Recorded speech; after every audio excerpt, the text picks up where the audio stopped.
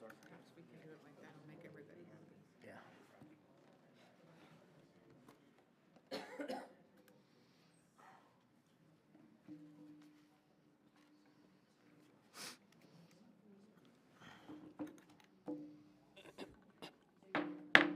I call this meeting to order for Tuesday, April 25th, 2023. Will the clerk please call the roll? Mayor Susan Payne, Here? Mayor Pro Tem Dusty Wright, Here. Commissioner Sharon McDonald, Here. Commissioner Josh Reardon, Here. Commissioner Stephen Burnett, Here.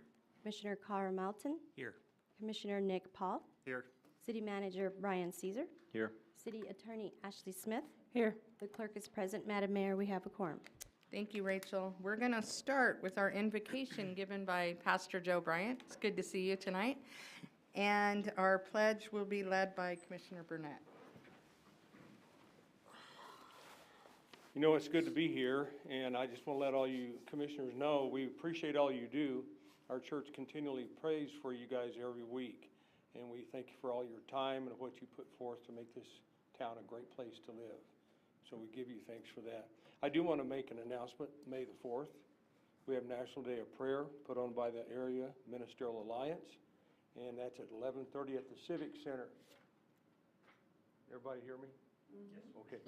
So just make sure the old coach has got to let you know that we've got something going on, you need to be there, okay? Got me, Dusty? Yes, sir. Okay. Great day in the Lord. Let's pray. Heavenly Father, Almighty God, we give you praise and thanks for all you've done for us, all the blessings you've given to us, for having a place like this to live and a good place to be. God, I'm thankful for your grace and your mercy. I'm thankful for your love for us that you've shown. God, we have a struggle right now in our country, in our state, in our city, that we need your help and your guidance and your wisdom. I'm asking that to be placed upon these commissioners tonight as they make decisions. God, that good things would come from what they do. God, help these council members to lean on you, to desire your wisdom and your discernment. God, right now I'm very concerned about our country that's divided, so much hate and so much immorality that's taking us apart, and we need to get back together somehow. And God, if you would help us with that, I would appreciate it. God, I'd ask that you protect our law enforcement. Protect those young men and young ladies who are out on the front lines. Be with our military. And God, I'm asking that you bring unity back into a place where we need to make decisions in a more positive way. Forgive us where we've walked away from you and pushed you away from our minds and hearts. Give us strength and courage to do the things that are right in the days where threats are being thrown at us right and left. And God, bless these men and women in this room right now.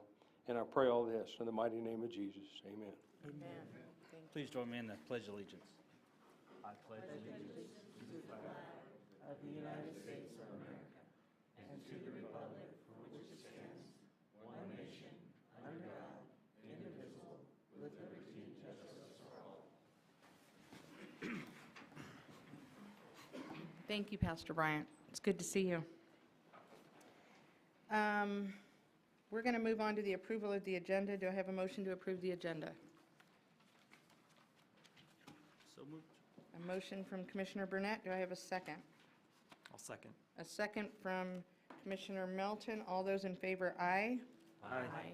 All those opposed, motion passes 7-0. And we have a presentation tonight. Francisco Sanchez, are you here? Oh, there you are. Okay. Welcome to Alamogordo. Thank you for being here. And he is going to talk about transportation improvement program. Yeah, Yeah. Thank you, Mayor, Pro Tem, Commissioners. You know, it's always great and a pleasure to come down to city commission meetings or county commissions and really talk about NMDOT. You know, the focus of this presentation is a little bit of an overview of NMDOT District 2, of who we are, how we're funded, and what we do. But it is also focusing on some of the priority items that the city of Alamogordo is asking the NMDOT to look at or potentially fund in the future. Do I have a clicker, or how does this work? It's right in Oh. front of you. Oh. Yes. There we go. So, you know, District 2, we're the largest district of all throughout the state. You know, there's 6 districts in NMDOT. District 2, of course, we represent Southeast New Mexico. It's the largest in the state. Most lane miles, you know, we 10 counties we represent, 137 communities. The big number here is 7,750 miles. That's how many miles we maintain in Southeast New Mexico. So it's a very large infrastructure, double the size of the Albuquerque area. By far, you know, the next closest District 1, Las Cruces, you know, over, you know, 1,200 more miles than them. And as you can see, we have quite a bit of employees, 329. So, you know, we know what Southeast New Mexico is about, you know, ranching, farming, extraction, you know, US 54 in this area has become a big freight corridor, and that's putting a lot of stress on our highways. You know, the freight, the heavy commercial, those are the type of vehicles that really take the wear and tear, you know, increase the safety factors out there, and that's what we're facing here in District 2. This is kind of just an overview of our last 5 years and future 5 years. This is our completed, current, and future projects. As you can see, at District 2, we try to be equitable to all the communities in Southeast New Mexico, and so you can see we have projects throughout the district. And so those are kind of just an overview and color-coded for the future, completed and current. So, you know, one of the requests, you know, was for the NMDOT to review this intersection to potentially see if a signal was needed. And so right there I have the Manual of Uniform Traffic Control Devices. We call it the MUTCD. This is the document that we use that has all the criteria, all the requirements for anything you see on the highway, whether it's signs, markings, you know, guardrail. This is adopted by all 50 states, Puerto Rico, District Columbia for uniforming across the United States. And so this requirement is put out by the Federal Highway Administration. So most of our funding comes from the Federal Highway Administration. So anytime we're going to put infrastructure, we have to meet these guidelines. And so this is the manner we use to justify or not justify a signal. So kind of a history. So for a signal to be warranted, we do an analysis, a signal warrant analysis, and there's 9 warrants or 9 criteria that we look at. And so, you know, for a signal to be justified, at least a warrant has to be met or satisfied. Just because a warrant is met does not necessarily mean a signal is required for installation. So, you know, we received the request for signal warrant analysis in 2018 for the city of Alamogordo for us to start running our traffic studies to see if a traffic signal was warranted at that intersection. So the one on the left was done in 2019, and as you can see, you do have some warrants satisfied. And for this intersection, like I said, there's 9 primarily that applies to this intersection is 5 warrants. Warrant 1, 2, 3, or excuse me, 4, and then the crash is warrant 7. So primarily when you're looking at warrant 1, the one that was satisfied, when you look at an intersection, traffic signals, what we're looking for essentially is delay, right? So can people get across? How much delay are they staying? And that's really what these signal analysis look at.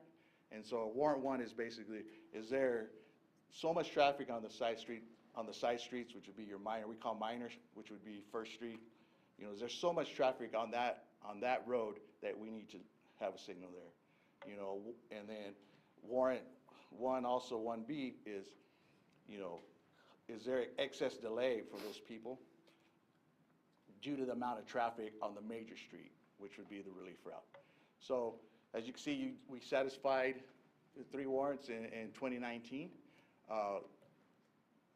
For us to enter in the STIP and get funding for any type of signal or any infrastructure, in this case a signal, when it comes to signals, the district runs the traffic study. We show that we believe it's warranted. It is sent to our state traffic engineer. If he concurs, it goes in the STIP. So roughly the start of 2022, in 2019, the state traffic engineer that was there at the time did concur with District 2. This year in 2022, a new traffic engineer came into the state, And he felt overall, the state wasn't doing a good job of implementing signals throughout the state, being real liberal with them. We were really following through on the true justification for these signals. You know, within these warrants, there's also criteria for engineering judgment and other additional analysis. And so the new traffic state engineer, he reviewed all signals in the STIP, all the data, and went back through everything. So we went back through our report, the report the previous traffic engineer concurred, and based on his analysis, those warrants were not satisfied. And so at that time, without his concurrence, it was requested the district remove this project from the STIP and the project from development.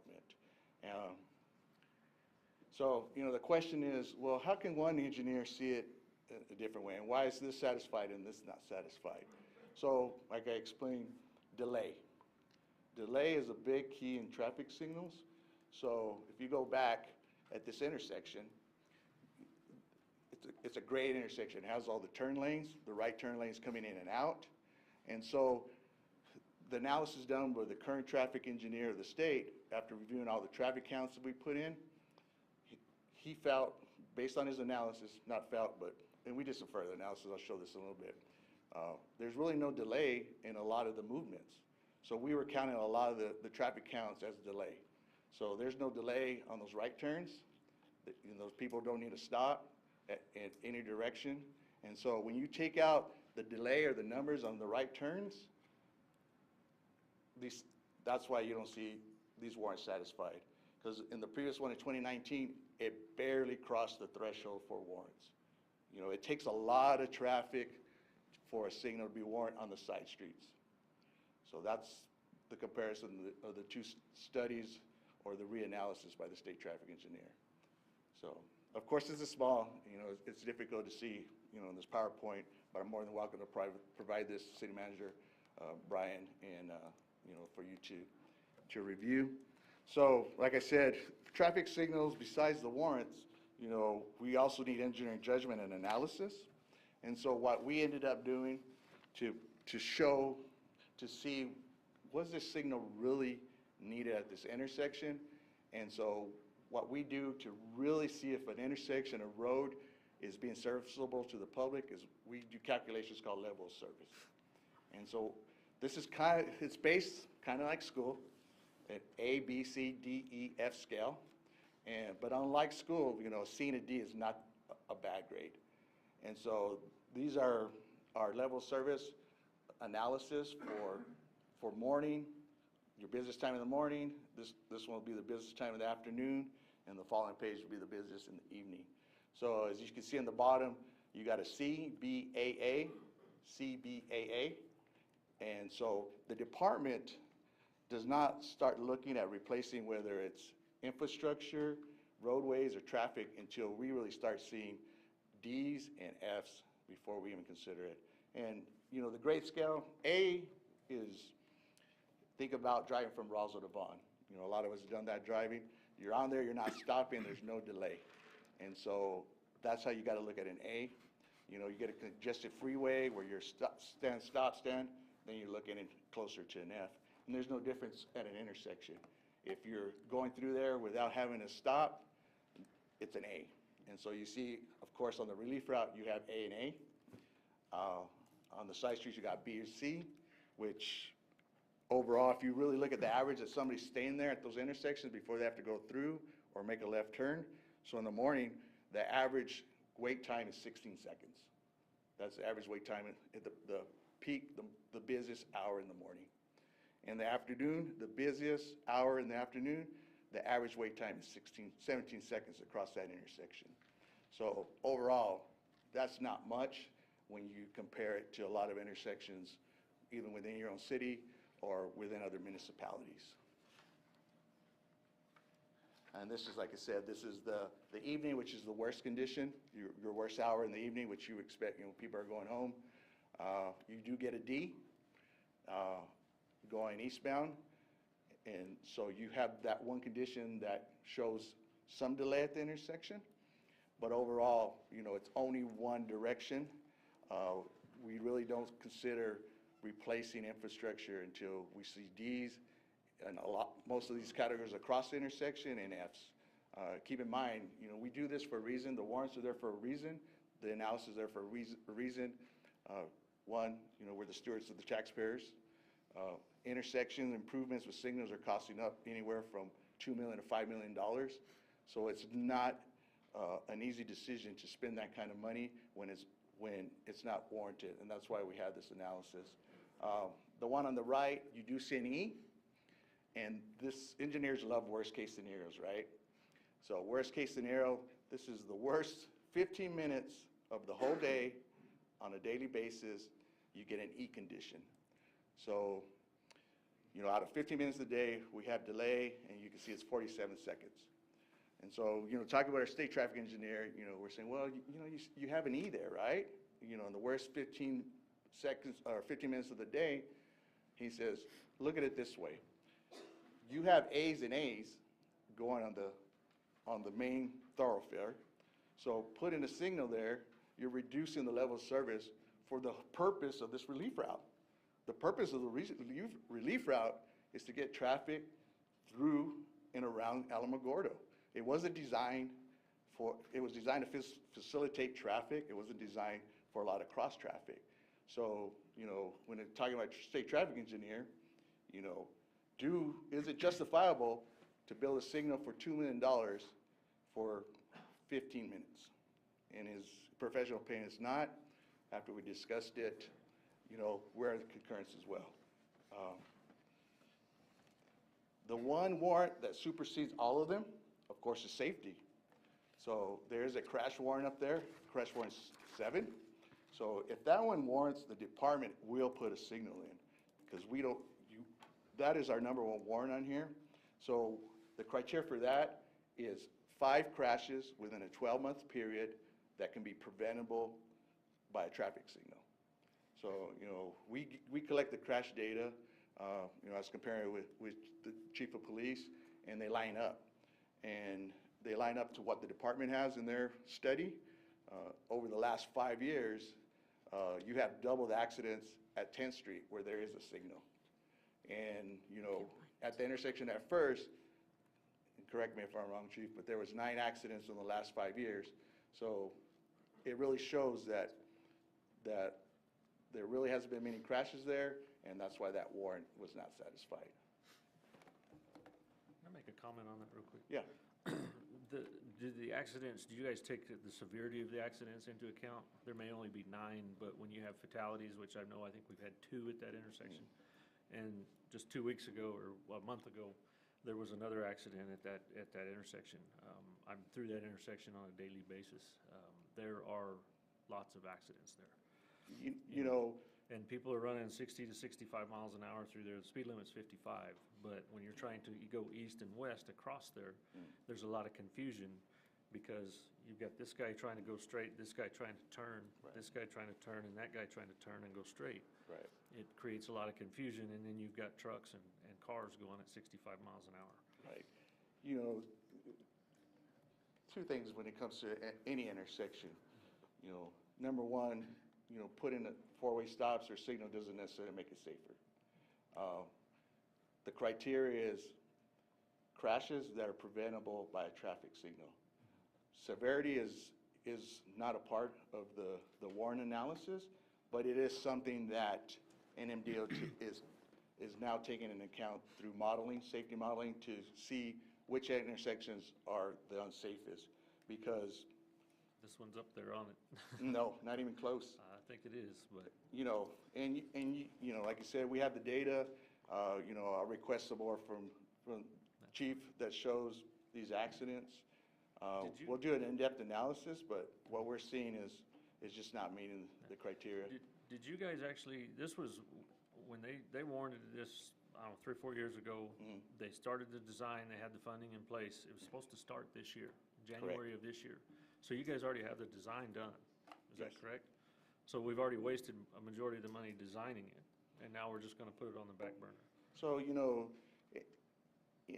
I wouldn't say waste, because there is a set of improvements there that if the future shows that it's needed, then they're obsolete, and we'll have to get it redesigned at that point. no.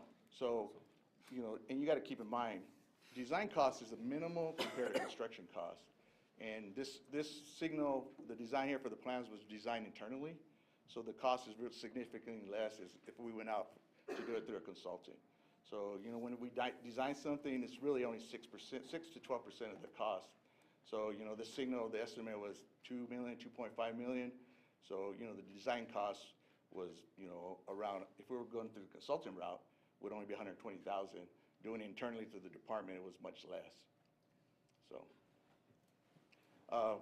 back to the severity, we are modeling all intersections because, there may be a fatality there, but does that necessarily mean it's a more dangerous intersection than one that has a lot of accidents?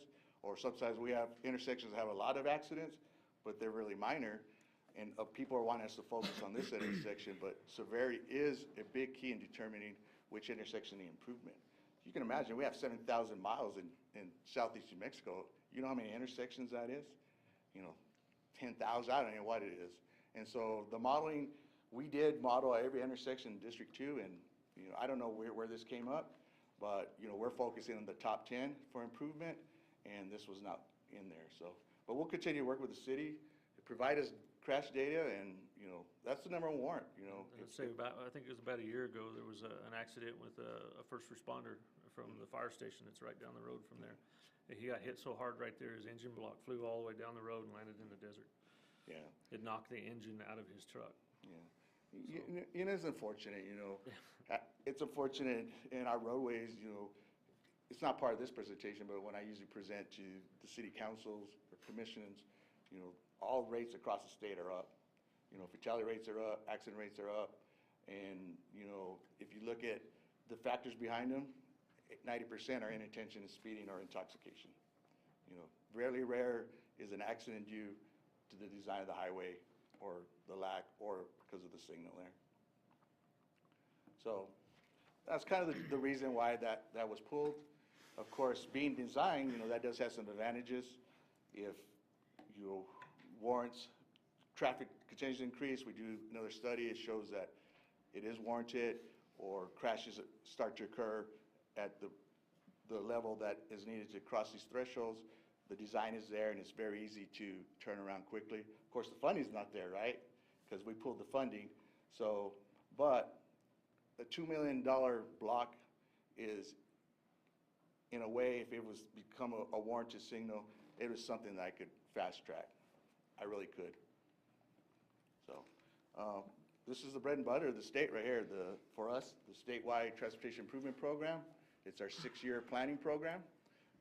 4 years are fiscally constrained, and so in those 4 years, we have our projects scheduled, and it's our guarantee to the public that these are the 4, until this one got full, right? But these are the 4 years of the projects that will be coming out in the next 4 years. So that's kind of what our whole DOT planning is about. And so this kind of table just shows, this is kind of the growth we're going to see in funding from the bipartisan infrastructure law that was passed. A lot of people, they see these millions of dollars or billions that were supposed to come to each state, and there is billions coming in a certain extent, but a lot of it's going for a lot of different programs, and a lot of the programs are grants. And so as you can see, federal funds with the new law that was passed, the increase is pretty gradual and not much every year. DOT, we're 50-50 funded. Half our funding comes from federal, half from state. We're the only state agency that's not legislative funded. We are self-generated revenue to support our operations. The state funds supply, run our operations and maintenance. The federal funds is where we do our construction projects. As you can see in this year, $444 million. Right off the top, we take $200 million for debt. After the state takes a portion for major projects, really on average, each district gets about $30 million a year. So that's what I receive a year. And this is kind of small, but these are our projects for 2023. This shows kind of the increase. In 24, we're going to receive $29 million. In 25, it's going to go up to $42 million. Sounds like a lot of money, but when reconstruction is costing $3 million a mile, it's not much. You know, we have current projects in the state estimated 100 million, 140 million, and so it makes it very difficult to build larger infrastructure projects in New Mexico. The way we are building large projects, though, and this is, you know, a lot of counties, towns are really working with the legislative bodies to get funding for projects that they see priorities in their community. Really, as you can see, the stat that always stands out in my mind is 2008 to 2018. All we received from the legislative body, general fund, House bill, the general Z laws, is 100 million in 10 years. That's what DOT received for projects. As you can see, in 2019, we got 325, 135 in 2020, 600 in 2021. 22, we got 250. Last year, we got 200 million. This is the only way New Mexico is going to build those large projects. That's how we were getting constructed US 285. It was the #1 priority for District 2. It's a $150 million project, and it was funded through the state investment through the general fund. And so you can see a large portion. This is kind of the money that was come from the general appropriations from the legislature. These are not part of our normal programs, but as you can see, when communities have priorities, that's Clovis priority. We are able to, the legislature was able to give them 21 million. That project was in the STIP out in 25, 26. But with, you know, working with legislative partners, the community ended up getting 21 million, and we're in construction now. So getting legislative funding really fast tracks projects. How do you guys decide how you split that up? You know, like that one you got there, you know, Curry County gets 21 million, Otero County, which is us, gets 1.6 million. How do y'all decide what gets, you know, it's like up on this other one here, there's, you know, you got, it's in 2019, you got US 285 gets $42 million, but Otero County gets 738,000. So every year, we're required to put a list of priorities of either priority maintenance projects or projects already in the STIP. And, you know, based on those priorities, through the transportation committees, you know, finance committees at the legislature, they look and they pretty much decide which project is going to fund it with input. You know, I can't lobby to them. The only one that can lobby for the DOT is our secretary. So he takes our priority projects and sits down with the transportation committees, and these are what's written in the House bills. So really, the strength of the communities coming together and presenting at legislative committee, going to the legislature, that's where you see a lot of this. You know, the 285, you saw Eddy County come together, Oil and Gas come together, WIC come together, City of Carlsbad come together, and that's why they were able to get the $42 million from the general fund. In our area, I mean, I know we're kind of the little redheaded stepchild down here, but, you know, we've got an overpass that's been sinking since it was built. Yeah. Our bypass is horrible in certain areas. You know, White Sands Boulevard really needs to be milled and filled again. Yeah. There's a lot of, you know, it's been done, but not recently. I Right. think it's been at least 15 years. Right. So I just, So, you know, like I said, the priorities that I want to discuss are not necessarily shown in this presentation, but the bypass, you know, that is an area that we're aware of. That one is going to be entered in the STIP. We've submitted the paperwork. It will go in the 6-year planning year, right? But once it goes in the planning year, we're able to develop the project. And so once the project is completed, the set of plans, it's ready to go out to construction, we can put it on this list. And it's available for legislative funding to fast track it. Of course, if it's not funded through the legislature, it'll eventually will get in our 4-year program. so if we get our state reps and senators to start pounding on the DOT, then maybe we'll get a little of that money here. Yes, yes. And, you know, and the bridges are always tough. You know, I have a professor at NMSU, and he said, if you can figure out how to get rid of that bump, you'll never have to work a day in your life. You know, I don't think there's a bridge in New Mexico or across this country that doesn't have a bump. You know, we have addressed the one here on White Sands, and we did complete some work You guys recently. just fixed the north one. The south one's still, Yeah. you know, you've raised it, but it's still horrible. Yeah. So, Yeah, and it is definitely a challenge. You know, we keep going in there and fixing it, replacing it. You're looking at $5-7 million. The bridge, on our evaluation, you know, it's solid, it works, and it's a tough decision. Just It's not very tough. actually the bridge that's sinking, it's the piece in between the two bridges. Yeah. that's the issue, but, you know, like I say, Those are tough for us because yes. the replacement costs and the cost benefit of keeping it serviceable, it's a really tough to put when you're only getting 30 million a year for 7,000 miles and 500 bridges. So, Commissioners, Mayor, stand for questions. Anybody else have any questions? On that traffic light out there, how often do you guys really reevaluate whether it needs it or not? Is it a request of us from the city, or? You know, generally it's a request from the city to review it. We put a percentage of growth to all our traffic studies, and so we kind of know when it may be coming up where it's going to cross some thresholds. So, you know, a 3% growth, that's what our general percentage is per year for traffic volumes. That signal will not warrant it for a while.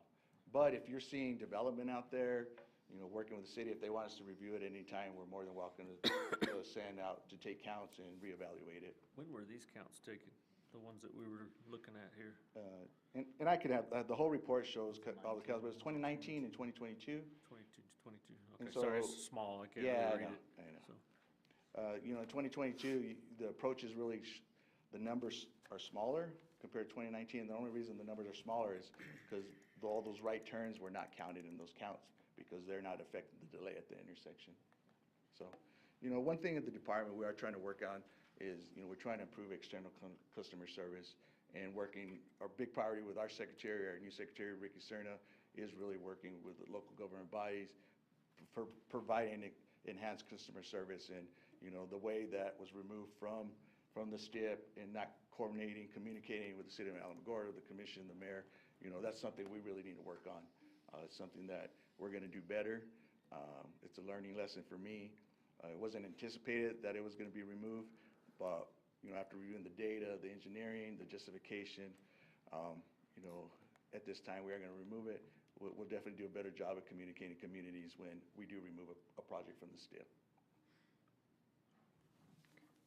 I think the only thing that made me a little uncomfortable in your presentation is I feel like, well, I understand it, I get it. Well, I sort of get it. I feel like, what's a life worth? And I know you can only go on the data that you have, but I wonder how many near misses have we had out there? And that's, obviously, we have no idea. daily out there. Yeah, daily, no, daily we have, and it's, you know, I feel like what they're saying is, well, if you have more people killed, then we'll revisit it. If you have more people permanently injured, we'll revisit it. If you have more people that almost die, then we'll look at it again and we'll revisit it. And I think that's just, I'm really uncomfortable with that, and that may not be the way you intended it, but that really is sort of how I took it was, we need more people to die or nearly die to have you take another look at it, so. You know, and it's unfortunate, you know, that, you know, when you're looking at engineering, the tough part is, you know, we can't, there's no way to quantify near misses. No, of course not. And, you know, unfortunately, you know, the reality is the roads, you know, people die. You know, what Texas does and what we tried to do this year, the legislature, I've never heard, if you heard of Vision 2000, and what the year 30 is, you know, no fatalities on the highway. You know, it's a goal that we're trying to reach, but the reality is, you know, it's what's going to happen on highways. You know, every accident has risk. You know, what we try to do to mitigate risk is really look at all the factors. That's why we have this new modeling to try to quantify near misses. So, you know, the new modeling software we have for every intersection, it really rates intersections potential for crashes or potential for fatalities, potential for safety issues, and that takes into account a lot of other factors. The warrants are totally separate, different than the modeling for safety. And the best we can do is try to get as much data, get feedback for the community, and try to evaluate it fairly for all communities and try to make as many intersections as we can safe. you know, it's a tough job to, choose, the best way to choose which intersections need to be done is really data-driven, and I know that's really tough for people to understand and hear, because every life, 380, I know a lot of you have driven that road. It's tough. That's my number one after we complete 285 and 128. 380 is my next priority, and I have family driving there every day. And just like you have driving people going through your intersection that you care about, but at the same time, with limited funds, we need to do our best to evaluate and try to pick the most severe intersections that we can, and that's the best way to keep as many people safe as possible, Mayor. Yeah, and I understand it's data-driven. I completely understand what you're saying. I'm just suggesting that perhaps it didn't come out right. And it's frustrating, I think, for us, because we have an obligation to our citizens to protect them. I understand. And I would say that there's probably many, many near misses on that highway, so. All right, does anybody else have any questions? Yes. When you guys did your check with DPS on the amount of accidents at that intersection, do they always respond to those, or does the sheriff's office, this may be a question for staff, there may be some that are logged through the sheriff's office instead of DPS or state police, so maybe we're not getting a clear picture. By statutory requirement, all law enforcement are supposed to submit their law enforcement rates to NMDOT. And so we have a contract with UNM that collects all the reports from law enforcement, and it takes into account all the agencies that work this area. Does that mean they're submitting them? For the most part, state police is really good. Most sheriff's departments are really good, but some of the local municipalities, some of the smaller sheriff's departments sometimes do not submit all the accidents. So, but you guys just went through your database, you didn't actually get with our dispatcher or our department to pull what they had on their records? We went through our database, which in theory, every law enforcement should have submitted every crash at that intersection. The only correspondence that we verified is through the city of Alamogordo, with 9 accidents in the last 5 years at that intersection. There's been more than 9, there's 9 a year. The data does not reflect it, and so if the data doesn't reflect it, Yeah. I mean, how could the department pursue a project there? I mean, it's tough, We're not worth the money down here, I understand. No. So, No, like I said, criteria meets, I'm on it to deliver that project for the city of Alamogordo. the part that's kind of sad is that they told us we were gonna do it, we got it designed, we thought it was in the works. We started asking questions, and then you tell us, no, we pulled that project, we're not doing it anymore. That's the part that's kind of disturbing, is that we were told, actually right here, guy standing, I don't know if it was you or somebody else, 3 years ago, 4 years ago, told us that it warranted it and that it was being designed and was gonna be done. Have emails showing that it was going to be done. Yeah. And now here we are, so. But I kinda agree with the mayor on how many lives have to be lost before we spend the $2 million to put the light in. Yeah. And like I said, we can review, work with you guys, and, every intersection, every community, every critical intersection is important, and we try our best to address as many as we can through the 137 communities we serve. I will say this, on a personal note, it is very rare you'll ever see me on that bypass. I just won't take it. I will take the long way around. I don't feel safe on it. That's just me, only speaking for myself, but I don't feel comfortable taking that bypass. So, and I'm sure that there are others that feel that way. So, not that that matters, it doesn't really mean anything, it's just as a side note that Personally, particularly at night, I definitely will not get on it at night, so. Personally, relief route like Alamogordo, it's really a good lesson for the department. I've learned a lot about it. I wasn't part of the design, I wasn't part of construction, but we have future relief routes planned in other communities. And, the relief route that was built in Alamogordo, there's definitely some positives, but there's a lot to learn on where not to put a relief route on the future communities.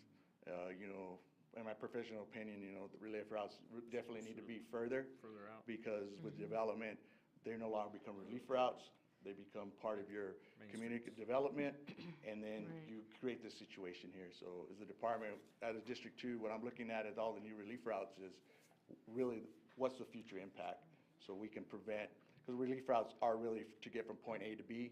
They're not really meant to be transverse across, so.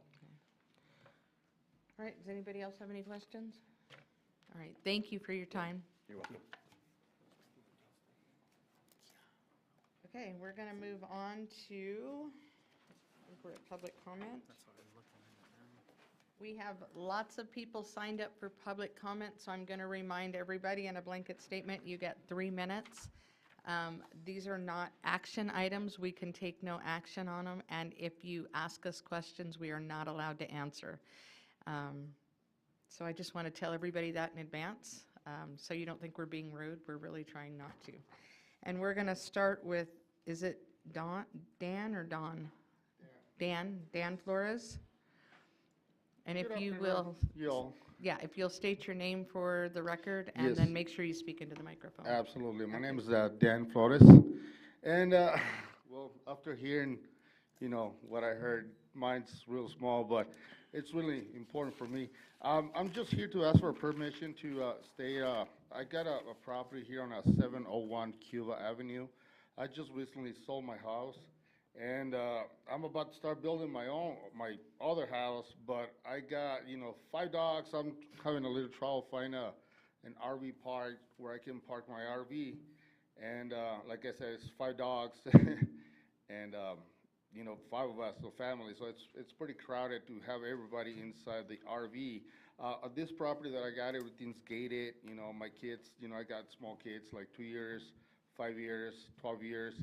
And I feel safe, so I'm asking you guys or the city, if I can get some permission to keep my RV until I complete the build of my home. So, I feel like the place where I'm at, is the safe place for my family and my pets. Obviously, well, honestly, that's pretty much all I have. Just, if I can keep my RV right there so I can keep my family and my animals saved. And honestly, that's about it. Yeah, unfortunately, like I stated, this is not an action Right, item. no. We can't give you feedback on that, so. Right, no, that's understandable, Okay, yeah. well, So, thank you for your time. thank you. Do I get a response sometime, or how's this working? We can't respond. I'm sorry, it's not an action Right, no, but I item. mean, who's gonna tell me if I got the permission or not, or, this is my first time dealing with this, so Yeah. I don't know. Maybe you could get with city manager or assistant city manager or Stella or somebody, I don't know. Well, I've been bouncing from, from department to department, and here I am. I just, like I said, I just want a permission to stay in my RV and my property for, Yeah, and unfortunately, we can't give that to you because this is not an action item, so we can't even really discuss it. right. Yeah, So- you'll have to, I don't know. The what to city do. planner will take your information and get back with you. All right, sounds Okay, good. Thank you. Thank you. Okay, so one more reminder. Public comment is just that, it's public comment. It is not an action item, and legally, we cannot take any kind of action on it. So all we can do is listen, okay? All right, very good. Next, we have Linda DeFrance. Did I say that right? Yes, How are you? I'm fine. Good, thank you. Madam Mayor, I think Yes. she wants to speak under one of the ordinances. Who's talking? So you want me to, yeah, we probably should wait till that, huh? Okay, so do you want to speak to us now, or would you like to wait until this item comes up? I'm sorry, I apologize, I didn't even think about that. It'd probably be more appropriate once the item comes When up. the item comes up? Okay, Yeah. great. We will call you back up. Okay, so let me look through her. Okay, so is it Nick?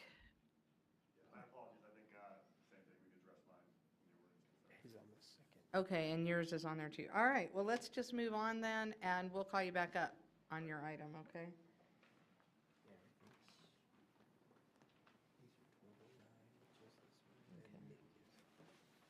Gotcha, thank you. Thanks, Dusty. Okay. What would I do without him? I tell you. Okay. All right, so we're going to move on to the city manager's report. Okay, I just have 3 items for tonight. So the fire that started on the started at the landfill back on the 19th in the afternoon. Today, we still have the subsurface fire. It is just venting at this time. During the beginning of the fire, obviously the first thing was to protect staff, et cetera. Next, we looked at the liner and the leachate field that's beneath the liner to protect that. Excuse me. Which goes into the second item. For those of you that are on the landfill board, I'm sure you've noticed the meeting has been canceled. It'll be rescheduled.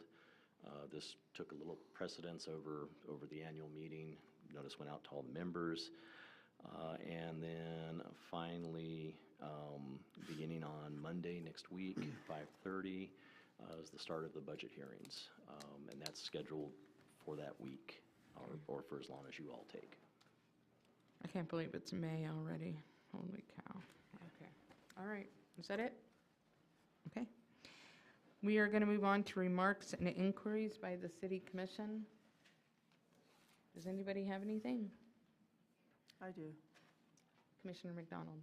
I was just going to say that I participated in the Keep America that too. Keep Alamogordo Beautiful, and the cleanup took place on Saturday, April the 22nd. It was sponsored by the Center of Commerce from 8 o'clock until 10, and the cleanup took place on the 5470 bypass. There were approximately 85 to 100 participants that were out on the road cleaning up. And I wanted to say, from last year to this year, the cleanup has been a little bit easier. I don't know if I was in a different section where we had less trash, but it was not as bad as it was on last year. And I think we're having more cleanups during the course of the year, so it is actually helping with the scenery, you know, going down the bypass on 5470. And I would also like to talk about Dudley School again, but I talked to the project manager, who is Joe Lewandowski, and he stated that all of the repairs have been awarded for heating and cooling, for plumbing, water and sewer, the gas lines, for the electrical, and the repairing of the soft wall and replacing the roof. We still need people who are products of New Mexico or Alamogordo during the time Dudley School was open. We would like to have some of the stories about the teachers and how it helped you, and just the families that you know, went to the school, and how it just really has some type of memory that you would like to cherish. The Historical Society has a person who is actually taking your statements or your family history. They will come to your home if necessary. If the person is unable to travel, they can come to your home, but the appointments will need to be set. And you can call that number at the museum, which is on White Sands Boulevard, 575-434-4438, and the hours are between 10 and 4, so you can set your appointments. One of the things that I have learned is the people that come back to help with the cleanup and just overall help with the Dudley School. And I know Veronica is in the audience, but I met her uncle, cousin. He comes all the way from Las Cruces for every cleanup to help out with the Dudley School project. And I thought that was just so unique that he's coming over from Las Cruces, drives over, does his duty, and leaves. And I had the honor of meeting him the last time. So the anticipated date of completion, they're looking at July 30th. The celebration for the project is going to take place, estimated or anticipated date, will be on the weekend of August 18th through the 19th. I think it's going to be a 2-day celebration from what I have heard. So there are a number of people across the state who are interested in the history. So we're glad to be a part of a historical building that is continuing. And in line with the cleanup for Alamogordo, District Number 5 will have their cleanup on July 15th. I only have, 4 more meetings, and then you won't have to hear about it anymore. But we are going to be starting at 7 o'clock in the morning and ending about 12. We have a bin outside that is given to us by the city to collect all of the trash. If you're throwing away washers, dryers, furniture, just big loads of trash. We are also taking, if you're cleaning up your yard and you need some place to dispose of it, that can also go in that bin. But we wanted to extend that opportunity, even though it happens in District 5. If you have something in the other districts, we're not going to prevent anybody from coming. So we would like for you to utilize what the city has given to us to at least clean up Alamogordo. There will be no shredding this year for important documents due to the fact that we no longer have that service in town. So thank you for that time. Okay. All right, I have a couple of things. Number one, just to reiterate what Pastor Bryant said, next Thursday, May the 4th, is National Day of Prayer. That will be at the Civic Center, and I think lunch will be provided, and I believe it's like a $6 suggested donation. Don't let that stop you from coming. And what else? Recently I have way too many things going on, and I probably should write it down, but I had the privilege of attending, for those of you who don't know, the Commission for the Blind has built apartments. I'm sure Stella knows about that because they had great things to say about you and your help. They just built some apartments for their residents. I got to tour that and was at the grand opening. That was pretty cool, actually. And what that does is it gives the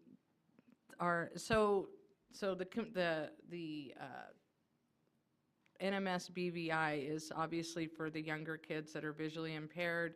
They stay on campus and go to school. And then the Commission for the Blind is for adults, and it's more about training and that kind of thing. And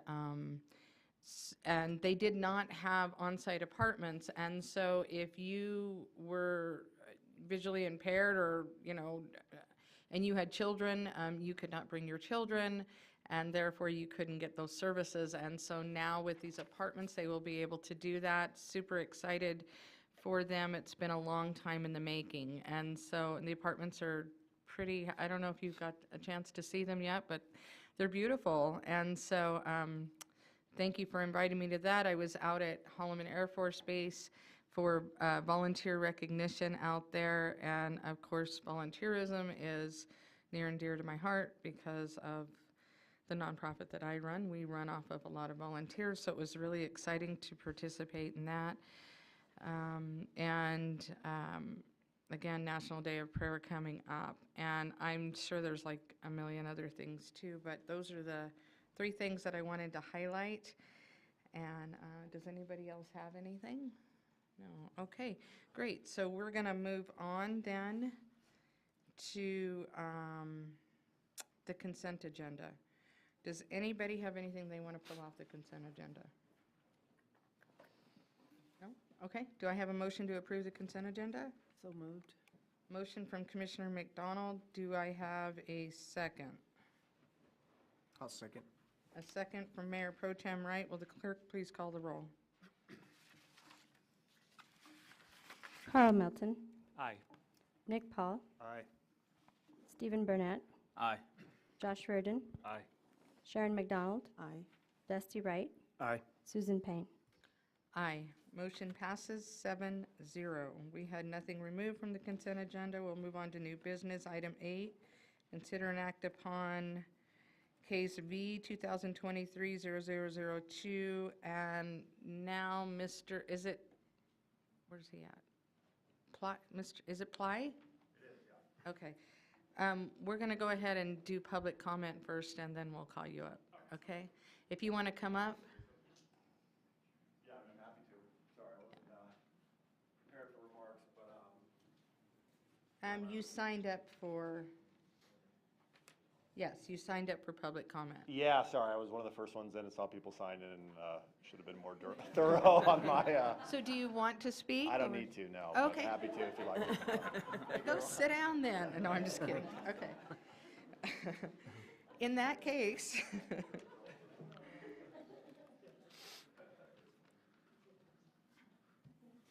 Okay, so we have Sean, how do you say your last name? McGranahan. McGranigan, our Assistant City Planner, and has some information on that. So, hi, Mayor Pro Tem Wright, Commissioners. So the first case I'll be presenting is for the variance.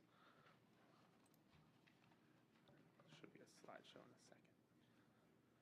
All right. So the property owner is requesting a variance to reduce the backyard setback from 24 feet to 20 feet for 105 Scenic Drive, which is Lot 4D, East Ridge Unit 2, and Nicholas is the property owner. So here's an aerial view of the property. In the next slide, you can see it was formerly two properties that were combined into one, and that's already been completed. So basically, the proposal is to build multi-family apartments on the parcel, and then, so the ordinance requires that you have a rear yard setback of either 30 feet or 20% of the lot depth, which is about 24 feet. So he's requesting a setback to have the rear yard be 20 feet. Here's the protest map. So we sent out 10 letters to all owners within 200 feet of the property. And there have been 0 letters returned, and we have not received any, 0 letters returned undeliverable, and we haven't received any letters or phone calls of opposition. So we recommend approval of the variance for the backyard setback. Anybody have any questions? Yeah, one quick one. On your aerial map that you have there, you have that, we got 105, 107, and then 109 and 111. What is the rear setback of that one? Do we know? At 109 and 111? Yeah, see how it's really close to the property line? Yeah, I'm honestly not sure. You're not sure? Okay. We don't know if it meets the spec or the setbacks? I would assume it's not meeting the 20%. This one won't look too out of place if we approve it. Yeah. Well, just because I'm curious, I see it's North Scenic. Where is it? It's just north of First Street. Just north of the batting cages? I mean, It's not yeah, North north of Scenic. First Street. Is that North Scenic? Is that what they call that? Yeah. Really? Since it's this side of First Street, it's still north. Huh, okay. By Alamo. I didn't know it was called North Scenic. Yeah, I mean, I normally refer to it as scenic, but yeah, it's technically North Scenic. Okay. It doesn't make sense that we call it North Scenic, but okay, whatever. Anything this side of First Street? Yeah, well, okay. Never mind, I don't want to make it complicated. I just got confused. Well, because I think of North Scenic, I think of over there by like Imago Day and that area. I don't think of, okay, whatever. Moving on. Does anybody have any more questions? No? Okay. Do I have a motion to approve item 8? I'll make a motion to approve item 8. Okay, I have a motion from Commissioner Melton. Do I have a second? I'll second. A second from Commissioner Burnett. All those in favor, aye? Aye. All those opposed? Motion passes 7-0. Oh, yeah, you're up again. I'm like, why is he still standing there? Sorry, okay. Consider an act, I'm sorry, we're moving on to item 9. Consider an act upon ordinance 1676 for first publication. This is a map amendment, and, no, you probably should sit down. We've got a Sit down? few Oh. signed up. That makes sense. Okay, and first up, we have Linda DeFrance. Again, sorry. Hello, I'm Linda DeFrance, and I first moved to Alamogordo in 1992, worked in the F-117 program out at Holloman.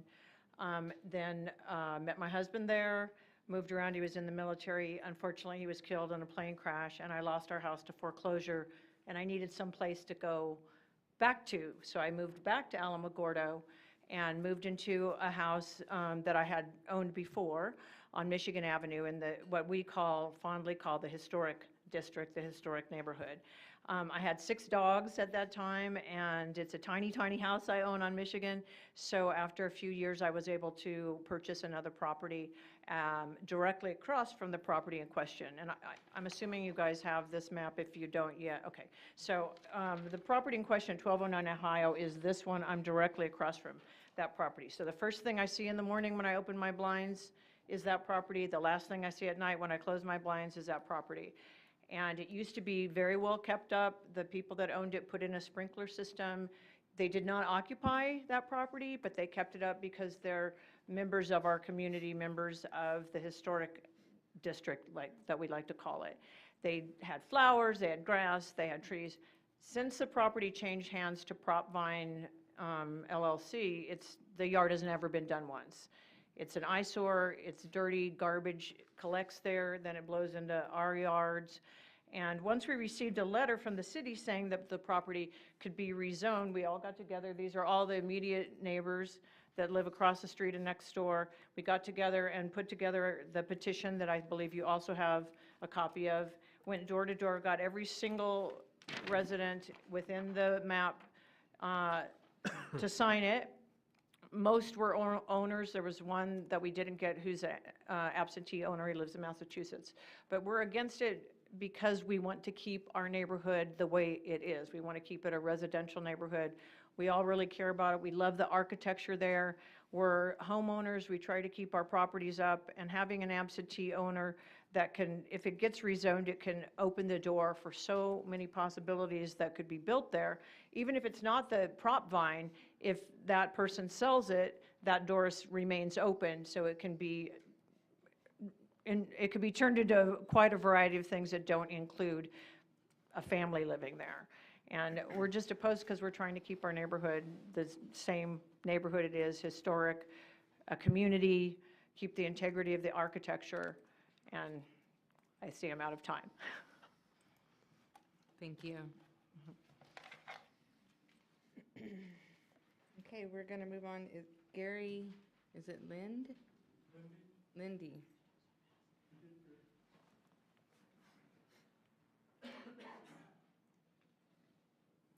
How are you? Very good. Good. Okay, my name is Gary Lindy. I own the property at 1200 Ohio. It sits on a double lot. It's a prominent historic home. And when my wife and I bought the home, it was zoned R4, as it is now. But in the 43 years we've had it, we have never used it for anything other than a personal residence. What I wanted to add is we have already filed the paperwork with Planning and Zoning Department to request a reverse zoning on our property from R4 to R3. This is how committed I am and my wife is to preserving this historic home and the neighborhood the best we can now and in the future. Obviously, neither of us are in favor of this rezoning at 1209 Ohio. And once again, thank you for hearing me out. Thank you for coming. Okay. Next we have Angie Snyder. Can I say the Honorable Angie Snyder? I am Angie Schneider here today. I'm not here in my work capacity. Fine then. I was actually just giving you a hard time. So. Mayor Payne and members of the commission, thank you for giving me an opportunity to speak. I'm Angie Schneider. I am a homeowner and resident in the 1200 block of Ohio Avenue, and I am here to urge you to please deny this rezoning request. I echo the sentiments of my neighbors who went before me. I echo the voice in the petition of all of our neighbors and homeowners in that zoning area, but for the one that Linda commented because of he was out of state, there was a very quick turnaround time on all of this. I also submitted a letter. I hope that you all had an opportunity to read through that. I want to point out one thing in the letter that I referenced. When I called to find out more about what to do after I picked up that certified letter, I was told that the request was going to be supported by planning and zoning. And so I asked what the criteria was, because that made no sense to me. Not hearing from one member of the community, of those of us who invested in our homes, who live there, who are a part of this wonderful community that we share. And I was told that it was based on other R4 zoned properties in that area. And from what I can tell, there are two. One is Gary and Karen's home, and they're seeking to downzone that, or however you phrase that.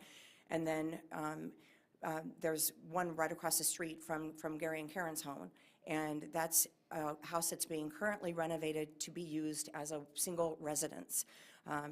A woman, Errol Blackwood, who's coming to live in our neighborhood from California. So it's spot zoning. There are no other areas on our block that are R4 zoned but for those two properties. So it's perplexing to me that a decision was already made to support that to you all today. The other thing I would like to highlight is that we don't even know who this person is who bought the property. I've never seen the person. There were people over there. I had to drive in from Albuquerque so I could be here today from a training, and I pulled up to my house, and there were people over there. First time I've seen that in, I want to say, 8 months to a year. So I don't even know who they are. But the rest of us have a community there. We care about each other. We take care of each other. We watch out for each other. It is our home. And we all see beauty and possibility in that historic downtown area. And that's what should be promoted. And if this rezoning is allowed, it doesn't matter what this person says they're going to do with it. They're there to make a quick dollar. That's evident by the website. It's evident by the lack of concern and care in the property this entirety of the time that this person has owned it. And when it's sold, I highlight and underscore, when the property is sold, we're stuck with that entire litany of purposes for which the property can be used under R4 zoning, and it doesn't belong in our neighborhood. So thank you all for listening to me. I appreciate you giving me the time. Thank you. Okay, and then we have William Green.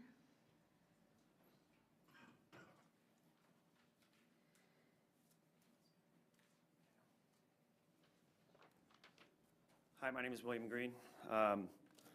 My spouse, my wife and I purchased our house. It is directly adjacent to the old Rousseau Hospital, which is the actual title of the property at 1209 Ohio. We actually own the Henderson residence, is what it was originally referred to. Our house was, when we were purchasing it, we were informed it was built in 1930. I've had contact with Josette Harrell, who's also here from the Tularosa Basin History Museum. I don't believe she's going to be speaking today, but she did provide an extensive amount of information on all of the houses in the neighborhood. There was a PhD survey done for the historic properties throughout that neighborhood. Josette has provided me with a lot of anecdotal information as well as physical information, and it is not just referred to as the historical neighborhood, it is the historical neighborhood. It is tourable. The museum provides a map of all of the significant properties in the area, as well as their architectural styles, as well as the original names of the owners of the houses. And if the house had a name, that's how it's referred to. The Rousseau Hospital was originally the Warnock home. It was actually it was first built as a private home. It was only converted to a hospital after Dr. Gilbert moved to the area and converted it into a hospital. Interesting fact, it's named after his nurse. It's not named after the doctor. This is a wonderful article. I know that I submitted the articles and the photos with the letter that I submitted. But I wanted to focus more on these facts.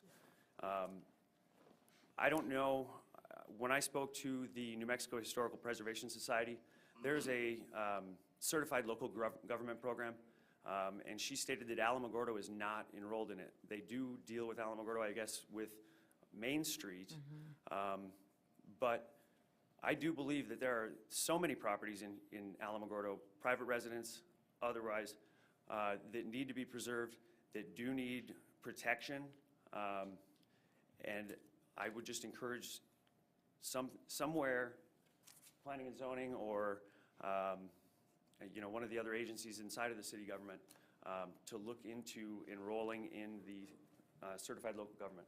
Now, the individual that passed away, Ronald Welch, is the signature we were not able to get out of Massachusetts. I was able to Google him. I was also able to Google, and that is how I was able to reach out to Mr. Daniel Quijano, who is the owner or investor in the property in the Rousseau Hospital. My time is up. I apologize. Thank you. Okay. You are up. So I have another case for you guys tonight. It's a rezoning case for 1209 Ohio Ave. Should be on PowerPoint in a second. All right. So here's the zoning map of the property. You can see with the yellow dot, that's 1209 Ohio Ave. Orange is R3 two-family, and then the green is R4 multifamily. So here's an aerial view of the property. So here's the protest map area. There were 24 letters sent out to surrounding property owners within 200 feet. So the property owner is requesting zoning change from R3 two-family dwelling to R4 multifamily dwelling. And the property owner is Propvine Holdings LLC. So the application was filed, all fees were paid, a legal ad was placed in the Alamogordo Daily News. 24 letters were sent out, and one was returned undeliverable. So I spoke with 3 residents who were in opposition. We received 3 letters of opposition, a petition with 36 signatures of opposition, and then Stella also met with additional residents. So we recommend approval as the planning department. We look at the zoning of surrounding properties to make our recommendation. So that's why we're recommending approval. You got a question? Yeah, Commissioner Reardon. If we do rezone to R4, what are the plans? What's going to be built? So he's planning to multifamily housing, but as far as specifics, it's probably best for the property owner. So they'll be demolishing the existing structure? They're not planning on demolishing, no. They're planning on keeping it. If you could state your name for the record. Hi, my name is Daniel Quijano. And you are with Propvine? Yes, that's Okay. my company. Yeah. Initially, I'd like to start by expressing complete understanding to everybody. I was able to have a couple of really good conversations with Will. He was unfortunately the only person who reached out to me in concern for this. And understandably so, right? You live in a neighborhood for a certain amount of time that has a certain feel to it. Yeah, it's understanding for someone to have concern about change that may come. What was unfortunate about that is I asked and put the offer out there that I'd be willing to speak to any of the neighbors who expressed concern, to talk about their plans, to talk about what they would like to have done. And unfortunately, I was advised that nobody wanted to speak to me. So apparently the neighborhood feel that is so clearly represented was unfortunately not extended to me. And that's fine. Sometimes new people are hard to, adjust to, and I get that. The concern for me is when I took this property over, unfortunately, I was not privy to the grass and the sprinklers. I inherited a vacant house that I was told needed about $80,000 to $100,000 in renovation.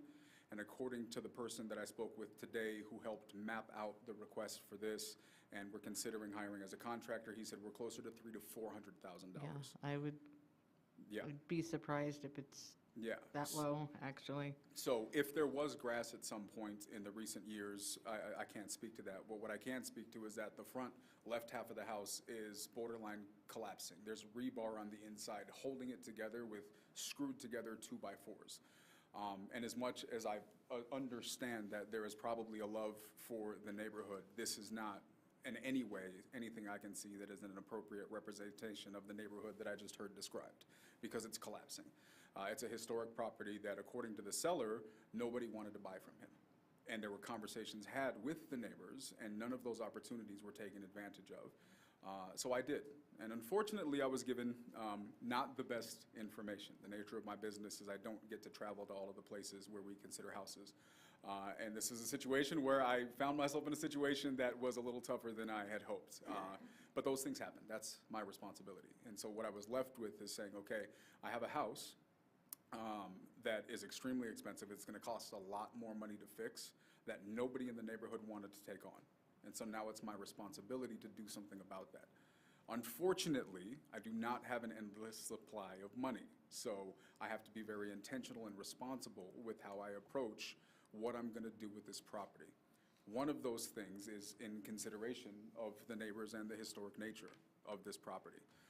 And I know that was a long way to get to the answer to your question, but no, my intent is to in no way demolish the existing structure. You know, I think there's value in that, and that needs to be respected. But it also needs to be treated financially responsibly, which means that I have to plan for how I'm going to cover the expenses and the hundreds of thousands of dollars of rehab that I was not planning for. And based on what we've seen to this point and the research we've done to this point, the only thing that we've seen that seems like a light at the end of the tunnel to be able to do that is in R4 zoning, which we felt comfortable doing because there are dozens of properties neighboring this house that reflect the same zoning. And what would you do with it? What we're thinking is keeping the existing structure intact, because that's where the historic nature is represented. And I brought, the gentleman's a friend of mine who's also an architect who did a number of different renderings, and we think that we can convert it into potentially a fourplex within the existing structure and leverage that.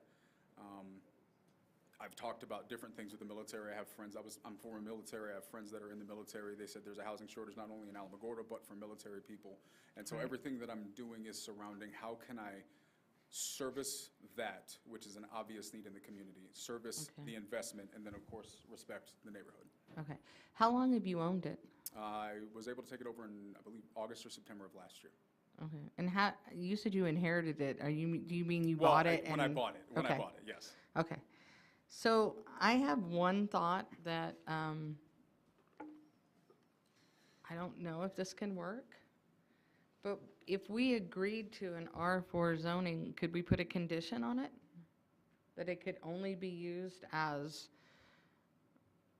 a residence of some sort? Like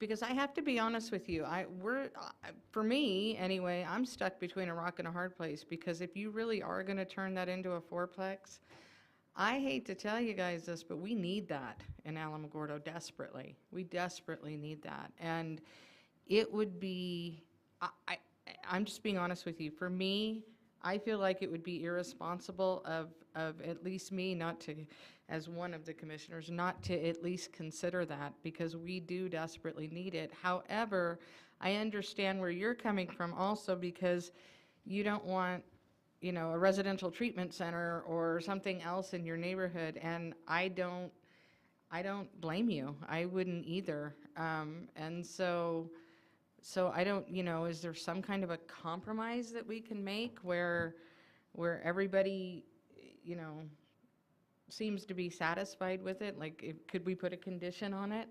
I was told that that is a possibility, that we could put a condition on it if we agree to R4, under the condition that it would only be used as a residence, or a residential dwelling, and You don't not- have any other plans other than residential with it, right? No, so I'll be fully transparent. These are the ideas that have been presented to me. One, because there's a decent amount of land on the property. So it's been suggested that, okay, maybe we take the existing house, turn it into a 3 or a 4-plex, and then maybe put some tiny homes there so that there's more room for housing in the neighborhood, do it attractively. Then I've heard been suggested, turn it into a community garden. Then I've heard a lot of different ideas. Please This don't is the put tiny one- homes on it. Well, this please. is the one that makes most sense. This is the one that makes most sense, right? And so this is why we're standing here. Right. Quick question. Do you have any kind of artist renderings of what you are planning on doing, the quadplex or the Not art, threeplex? not, just floor plan renderings, or is all we have at this point. At this point, for me, as far as supporting this, I couldn't until you and the residents out there, and I'm all for private property rights and all that, but it's not very often in Alamogordo we get an uproar. There's 35 signatures on this petition, 36 signatures. Sure. You know, and I think maybe if you guys sat down and chatted with each other and you kind of explained to them what you were going to do, maybe they'd feel a little more comfortable supporting it. Sure. Can I just ask, and I have to ask, I don't even know who to ask, there's several of you here. What would you like to see with, I mean, okay, or Stella, have they has somebody communicated what they'd like to see done to the property? I mean, is it just like, is it an all or nothing? Like the only thing that you'd be willing to accept is if it was restored back to its glory, or, and I'm sorry, but I am gonna ask you to come up. I'm gonna ask one of you to come up and just speak to that. Because I think it's important that we understand what it is you're asking for. I will tell you this, I drove by today, I don't know if any of you have driven by. In full disclosure, I have an office right down the street. I guess it's zoned R4, I don't know, I would assume. No, it's not. She's telling me no, apparently not. Okay. Okay, well, I don't know, we just bought it, but anyway. Okay. But I'm just curious, like, what would you like to see done with it? Okay. Naturally, my name again is Gary Lindy. First, I want to make one comment. You said you reached out. Could I have a show of hands, anybody? Can I just, if I can just have you turn around and Oh, I'm just, sorry. and just answer the question. I never yeah. even knew who, what, It's or okay. anything other than It's okay, I'm just curious, what property would value. you like But to I'm see gonna done with answer it? your question. Okay. We feel it would be absolutely fantastic. Why not do it as a two-family, which is what it's already zoned for, divided in for two, improve the property. We would, I'm sorry, I won't turn around. Oh, We please would don't. definitely welcome you as far as everybody, as far as everybody I know who signed on that petition. So you'd I be okay believe with a most twoplex, not a everybody, fourplex? If it stayed as a R3 and was two-family Okay. rather than multi, All right, nobody would have Okay. any objection whatsoever. all right, thank you.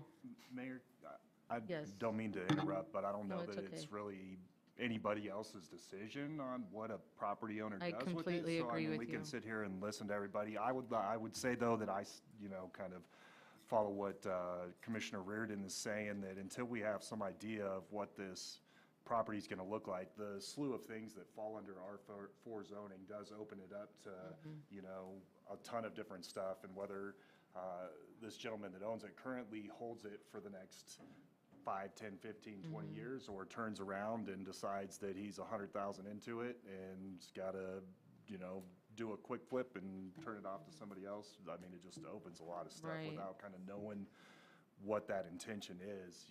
Personally, I'm not going to vote in favor of approving that. Yeah, and the reason I asked the question is for that very reason, like what, because it's gonna be limited, right? So if we vote no on this, then it limits him on what he can do. So that's why I was curious, like what, I'm sorry, I apologize, I had that quick question. So that's why I asked. I agree with you, I don't disagree with you, May I speak to that? just so we can get a clear idea, yes, go ahead, I'm sorry. Your point is fair, right? I understand that. And if there's an idea for contingencies where if I decide to sell, maybe I zone it back, I'm okay with that, right? This isn't some sinister plot to convert it and make a quick buck, right? But it is a plot to make sure that I'm responsible with the potentially $500,000 in repairs that are going to be required to go into this property. Mathematically speaking, a two-family household, a duplex is not going to cover the cost of that. It just isn't, right? And so anybody having to pay for these bills is going to have to account for that. and a duplex doesn't. It just doesn't, mathematically speaking, right? And so I have to account for this. And the reality is I respect the 35 people who petitioned, but my question is, where was the petition for the last decade plus where this thing was dilapidating and collapsing upon itself, right? That's not a show of a positive neighborhood. It's not adding to the description that was given to us.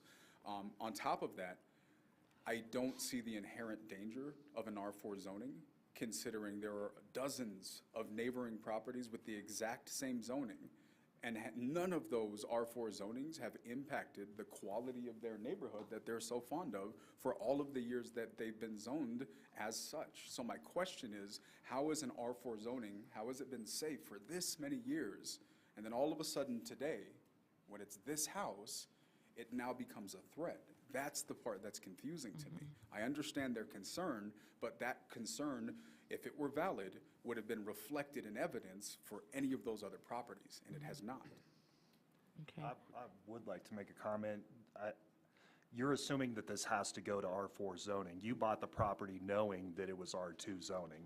Correct. And so in order for your business model to make sense, doesn't mean that R4, I mean, that's something that should have been looked at prior It should have. to That's my fault. purchasing the property, I Agreed. invest in real estate myself. I totally Yep. understand where you're coming from. Not trying to sit here No, you're not wrong. and bash you, but Yeah. I mean, that's kind of. Yeah. Yeah, I'm still miffed as to how you acquired, or why you acquired a property sight unseen. I'm a It's, little- we work with helping investors across the country, and the great majority of the time, it works out well. A big part of my business is helping new people who want to retire in real estate. We do this all the time. Unfortunately, situations like this happen. I took the word of the gentleman who owned the house prior. He was a very honest gentleman, and I don't believe he was being dishonest with me at all. I just think he was probably misinformed. And as a result, based on trusting him and him owning it for that long, he said it was $80,000 was what he got quoted, and I trusted him. And I still do trust him. I just think, again, he was misinformed. And it was my fault for not coming down and looking at it, right? And that's on me. So what do you do when you make a mistake? You do your best to fix it. And so at this point, something needs to go into this property by the way of an investment. And for an investment to be justifiable, whether I'm getting loans, they're going to have to know, how are you going to pay for this, right? And if I can't justify how I'm going to pay for that, no one's going to give me the money Right. to do the rehab on this house. And what we have is a situation that nobody's happy with, which is a house that's collapsing upon itself. And then because it's just there's going to no- sit. Yeah. Got a quick question. How many square feet is the current structure that's on that house? So it's Or on- originally mapped at about 3,400. There were some additions that were done. I don't know exactly how that was mapped, but it's said that added about 1,000 square feet. So you're looking at about 4,400. About So you're 4,400. looking to divide this into roughly 4,000, 1,100 square foot 700 square Correct. feet each. little structures. Correct. There'd be 2 upstairs, there would be 2 downstairs. It was previously metered. I believe it had 3 to 4 meters previously, so it's already prepared for that.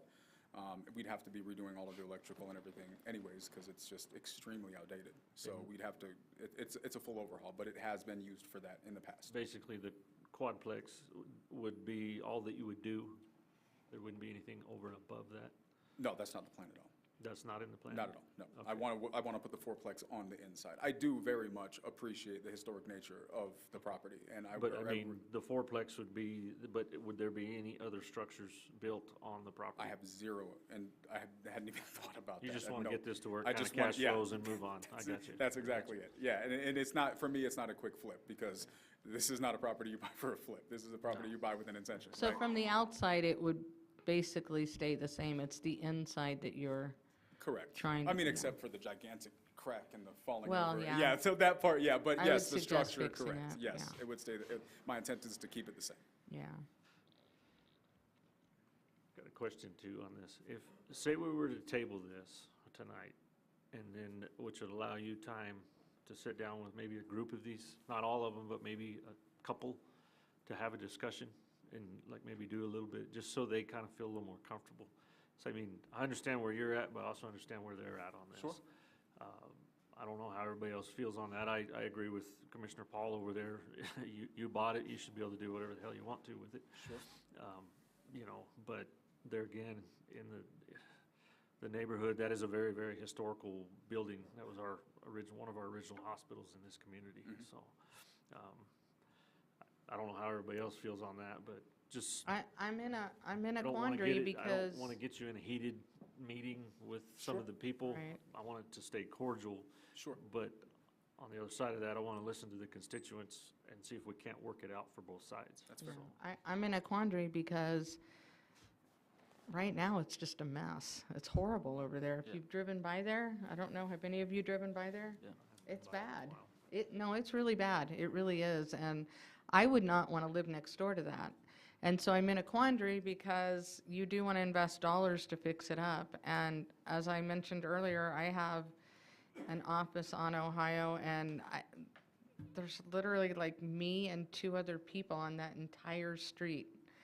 The rest of those buildings are abandoned, and it's unfortunate because of exactly what all of you said. That is a historic district, and you drive up and down those streets and you just feel the history. And so I am in a quandary, but at the same time, I hesitate to you know,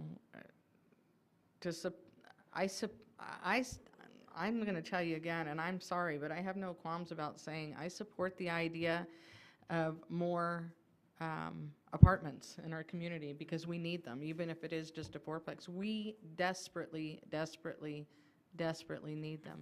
At the same time, I do not want to, like you said, go against what our constituents are saying to us. And so we really are in a quandary here. And I feel like I definitely feel like even if we see the plans, even if you come back with plans and everybody's amicable and everybody agrees to it, I still feel like we need to put a condition on it if we do decide to rezone it to an R4. I feel like it needs to be a condition that it will not be, you know, a rehab or a, God forbid, a pot shop or something like that. So, Can't be that. That'd have to be a C3. yeah, I or know, it was C1 or- kind of say that in jest, but I mean something like that. And so, so maybe we, If you did do that, we, I, would that be grandfathered in so that if it did change hands, that condition would We need her to yeah, come to the yeah, I need podium. you to come to the microphone if you're if going to she's ask gonna that speak. question. My question is, if you did put that condition on, would that be grandfathered in so that if it did change hands, the next buyer would also have to meet those conditions? I believe it would. Yes. Yeah, Stella, do you want to come up? It's very similar to that. I don't know if you guys remember, about a year ago, that piece of property at the corner of 10th and Scenic with the old ATM? I do. They had the condition put The on that condition, yeah. rezone. Yes. And the gentleman asked it to come back to us to rezone it. It would be very, very similar to that situation where we say, okay, we'll rezone it to this, but this is the only use you can, you know, this is all you can do with it. Right, right. Yes, go ahead. Mayor Pro Tem, Commissioners, City Manager Caesar. Yes, to answer your question, if you place a condition on it, you can place a condition that it has to stay a 4-plex and could never be anything different or what is allowed in our uses under R4. You know, for example, it couldn't turn into a private club or lodges for, you know, fraternal order lodge or whatever. So the condition could strictly say that as long as it's a 4-plex, whether this company sells it to someone else and they don't want to continue the 4-plex, it reverts back to R3. Yeah, and I would think once it's a 4-plex, if they sold it, why would anybody want to make it anything different? Why wouldn't they just keep it a 4-plex? So, but I do think that it's important that even if we table this tonight and it comes back to us and everybody's agreed to it, I do think we need to put that condition on there because I understand your concerns and I would be concerned too. So, do you know how many R4s are in that area? There's 3 in the protest Can area. you bring up the slideshow again, Rachel, please? There's 5 in the protest area. Yeah, but I want to show them.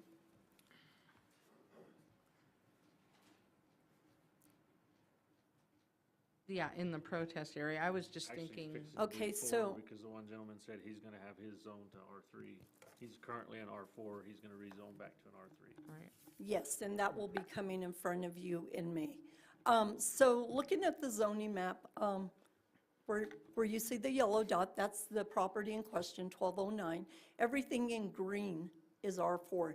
This whole area is pretty much mixed use because you see everything that is gold is R3. R4 is our green. The lighter shade of brown is C1, neighborhood business. And then we got the darker brown on the right of the screen, which is C3, which is our business district. So it's a lot of mixed use in that area. Not only in this area, but we have, there's residents that have home-based occupations, or we have attorneys, within these R3 zoning districts. So that's the zoning area. There in the protest area, again, we have that mixed use. So we go the 200 feet radius, and so it covers a lot of that R4. And yes, Mr. and Mrs. Lindy are at the left-hand corner, that's 1200, that they will be rezoning Okay. or requesting to be rezoned. So does that answer your question? Give you an idea? Yes, thank you. Mm-hmm. Okay, what does everybody want to do? Can I offer a novel option? Can we have him come up real quick? Why not? Thank you, since we're already out of order. But that's okay. You know, in speaking with Josette, I understand that she had a fight with the zoning and with acquiring the museum for it to be renovated, refurbished, and brought to what is really a beautiful building right now. Is there any option or a possibility of a contemplation of the city acquiring it and either donating it to the Tularosa Basin Historical Society for renovation, for tax write-off purposes, or for initiating into the certified local government? That would obviously be at Mr. Quijano's negotiations with the city, but for a historical property, we have spoken about the potential for it eventually becoming a museum. That was actually one of our conversations for options that we had discussed. I'm just throwing that out there. I think it's worth consideration. Thank you. Mayor, may I make? Sure, why not? First of all, if we could get that zoning map with the circle pulled up again, because I want to make a point. When I'm looking at the R4 zones, I was talking about on our block, on the 1200 block. Right. I recognize where your office is and up by Lowe's, those are R4 zoned. But those two houses on our block, on the 1200 block of Ohio, and every area where you've got businesses abuts up against a residential community. So that's the point I was making, that on our block and beyond and north, there are just those two homes that Gary and Karen live in, and that Errol is having refurbished to be her one resident home. So I just wanted to make that point to clarify the reference point that I made in my letter and that I made earlier. The other thing is, I haven't heard from your lawyer. I'm not so sure, quite frankly, that you can restrict the uses if it's R4 zoned. I'm not confident of that, and frankly, I'd like to get a lawyer to look at it or do my own research, because that's a heck of a gamble if we're just believing that maybe we can put in there a restriction that this stays one thing. I don't believe for 1 second that this individual who has never been to our community puts the blame on us when we didn't even know who bought the property till we picked up that certified letter. Yeah. We weren't given No, I agree with here's you my there. card, please call me, Right. nothing. So I don't believe for 1 second that this is a property that he's gonna stick with. This is a flip. You go to the website, that's exactly the business that he's in. They buy sight unseen for cash, and exactly, Commissioner, to your point, he bought it knowing what it was zoned for. It can be a duplex. do that. But I'm not confident that when he sells it, and I underscore and highlight when, that it's not going to turn into that other litany of purposes, the scopes of use for zoning, which include a rehab and a shelter. And you're going to see an exodus of us from that neighborhood. So thank you for allowing me to come back up. No, I understand. Thank you. I appreciate How about we, it.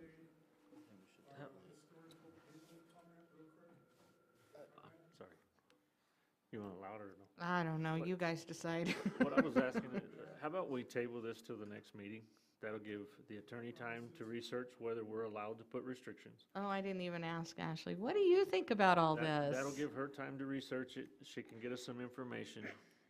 Okay. They may be able to sit down as long as it's cordial and have a meeting with this gentleman, and maybe he can show him what he's I wanting do to do. think it might be a good idea to get Joe Lewandowski And at the next meeting. maybe even to- have Joe come in. If and, this is a you know, possibility. and the other side of that is if the gentleman even wants to look at selling it to somebody.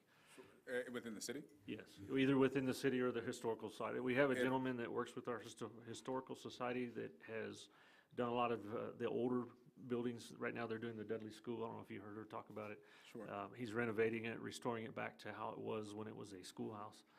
And this one, since it was one of our original hospitals, this actually was on his list of projects, if I'm not mistaken, Really? that he wanted to look at. So, you know, maybe that is an option, but we need a little bit of time to take a look at all that, so. But I don't know how everybody else feels, but I feel we should table this for 2 weeks, give her time to research, and then bring it back to us. Do you have any comments, Ashley? I know in the past, we've put restrictions on different properties. I know that the planning and zoning has come to me on some of those properties, so I've seen where we've done that. But I think at this point, I would probably concur that maybe we should table this. I can do a little bit more research. Okay. I know we still have the audit to discuss as well as the executive session tonight. Yes. Okay, so I think what we're going to do, it sounds like what we're going to do is we're going to table this for 2 weeks. Okay. My suggestion to you is make nice with the neighbors and see what you can work out. In the meantime, we'll figure out what we can do as a commission and what we're willing to do. But I do think that I agree it's probably going to be a flip. I mean, you can sit here and say it's not, but you and I both know that that's probably not true. And that doesn't even bother me so much, but I would not want a rehab next to me. I would not want, and trust me, I run a nonprofit. I deal with homeless all the time, and I still wouldn't want a homeless shelter next to me. So I understand their side of it as well. So I think that's what we've decided. Do we have to vote on that? Yes. Okay. Make a motion to table this till the next meeting. Okay, so Commissioner Reardon made a motion to table this until the next meeting. Do I have a second? Second. A second from Commissioner McDonald. All those in favor, aye? Aye. Aye.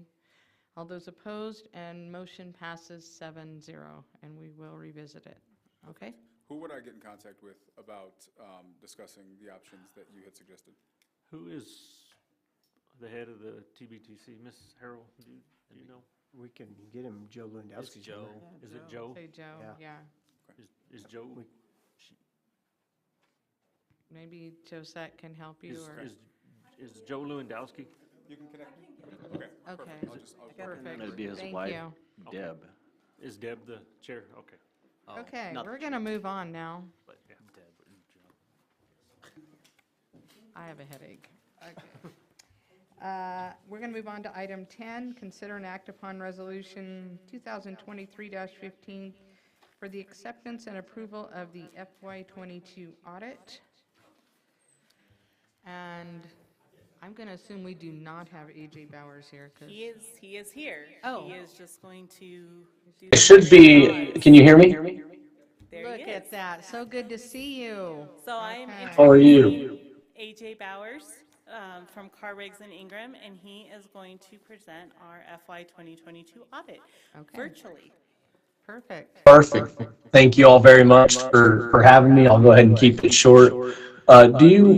Can you see the PowerPoint presentation? I just want to make sure the technology is working. Yes, I also hear an Perfect. echo. Does anybody else hear that? There's a little echo.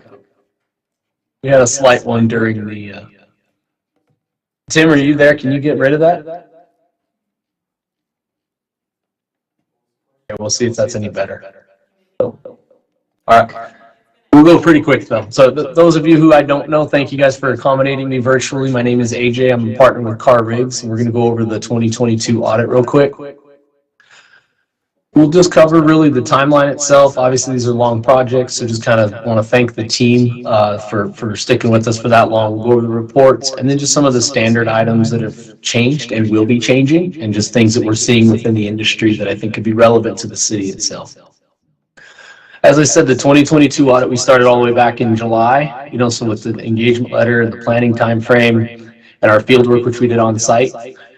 The financial statement was ultimately, we had the exit conference and the findings were back in December. It was dated in December. It was released from the state. They do their review process, took about 3 months. They released it March 14th, and here we are with the presentation now. So that's kind of the timeline that we look at.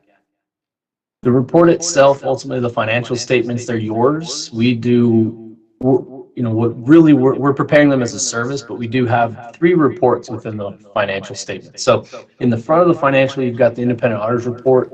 That's an unmodified opinion. So that's the best opinion that you can obtain. It means that the financial statements are fairly presented in accordance with GAAP. There's no areas where we couldn't obtain sufficient appropriate audit evidence. So it means the numbers can be relied upon to that material level. So that we didn't anticipate anything different. That's what it's been for many years. So that's a good job to the city. The 2 reports at the back of the financial, one of them is the internal controls report. So we do not render an opinion on internal controls. That's what we call negative assurance. It means that these are items that we identify, others may exist that we did not. And we report anything that we find to you in that financial statement. Those are in the back of the financials, pages 207 and 209. We went over them in detail at the exit conference, but there were 3 other matter findings, things that we only report in the state of New Mexico, but they wouldn't rise to the level of needing those charged with governance involvement. It's just the things that we noted in the financial. So if you're curious, you look back there, but you've responded to them. We talked about them in detail at that point. So 3 pretty small findings, pretty clean audit. Lastly, the other report is uniform guidance report. So that's over the federal awards. And so we did audit the drinking water state revolving funds grant last year. It was an unmodified opinion. Again, it means you've complied in all material respects with the direct and material compliance requirements over those funding. And there were no findings noted there. So in summary, clean opinions, a couple small items that we noted. It's a really clean audit. So pretty good job by the city.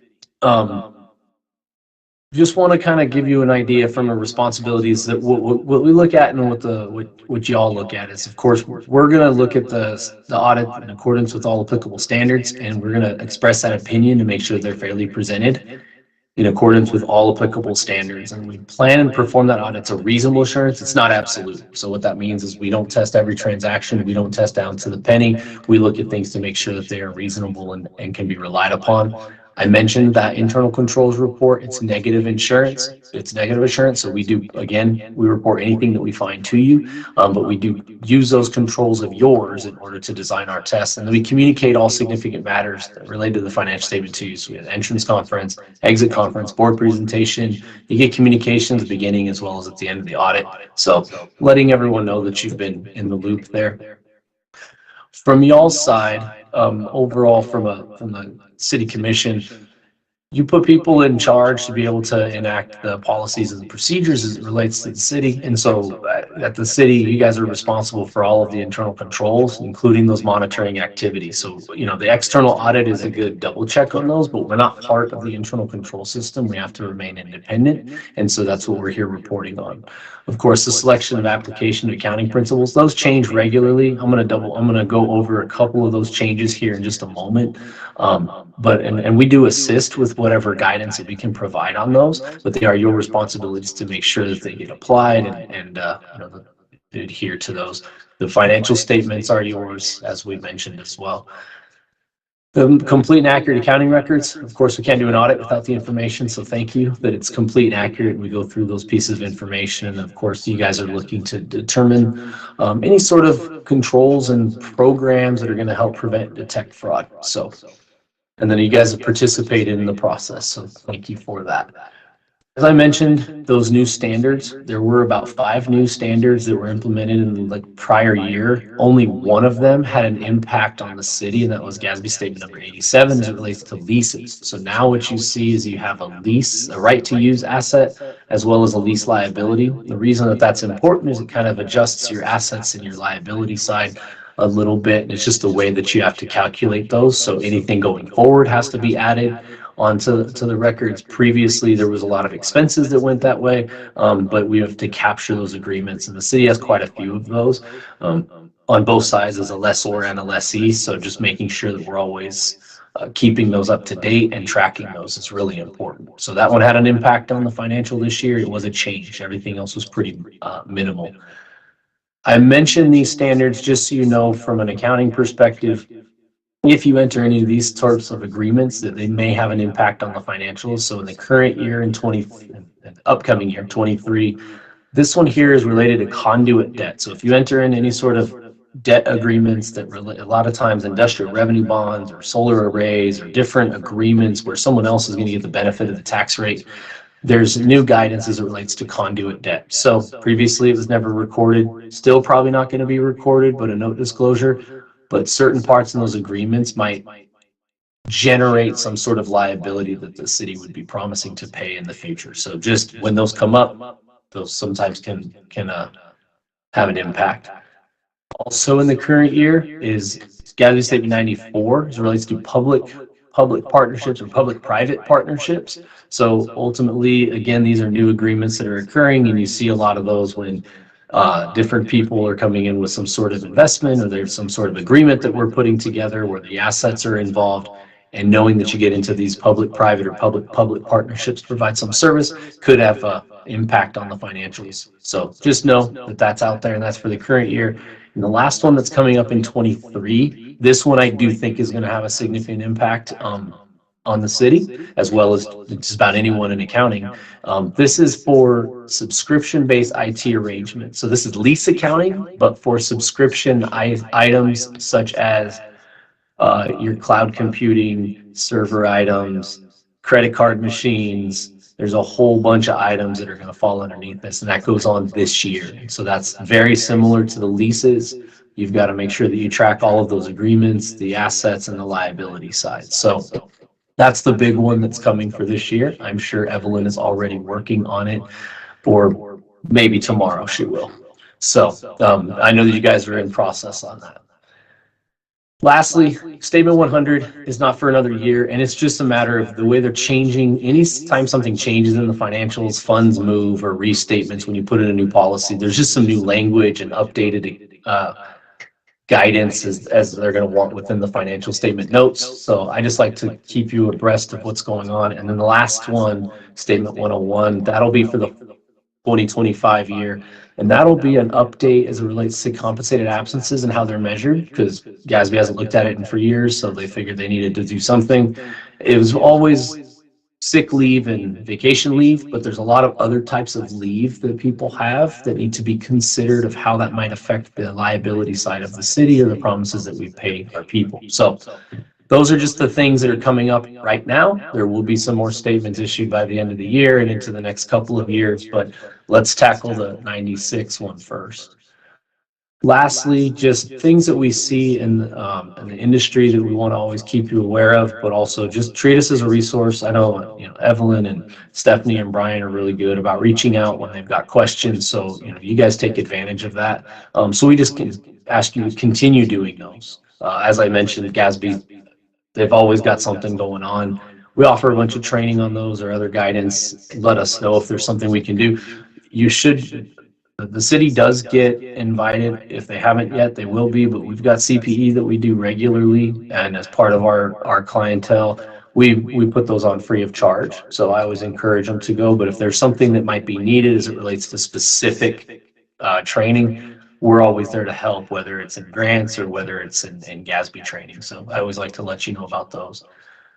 The other couple things I just want to mention, IT services, just always look into them. Make sure that you're looking at not only your penetration tests, but I always recommend to you, one of the big changes is that everyone has been really focused on prevention, but there's been less investment from the governmental side on detection. So stats are is that we spend 90% of all of the money that we do in IT on preventing someone from getting in. But what about when they are already in, which is very likely at different times. So making sure that we're detecting them. That's not something we do as part of the audit. We work with some folks in Alabama and Florida for that. There's a lot of local folks in New Mexico or Texas that can do that as well. So I'm just keeping it abreast to make sure that you guys are always up on your IT. Work with Tim, make sure that they're kind of looking at those things or anyone that they recommend as well. Anti-donation clause. If you've got questions, let us know. That's always a confusing one to look at, but want to make sure that you're always up to date on anything that we can do to help. And then lease management. The city was looking at and may have actually looked at getting our lease software as it relates to that GASB 87. It will work for 96 as well. It's a pretty reasonable package, but that's ours. There's a lot of other software packages out there that do work and do help, but with all the leases that are out there and the continued tracking of those, for example, all of those hangar leases at the airport are part of that. So things to consider, making sure that you're up to date on your software needs for those two statements specifically. And lastly, I just want to say thank you. We've worked with you all for a few years, 3 or 4 at this point in this go around. So we're always thankful to be able to serve you guys. We've had a really good relationship over the years, and hope that continues. I will pause for questions. Anybody have any questions?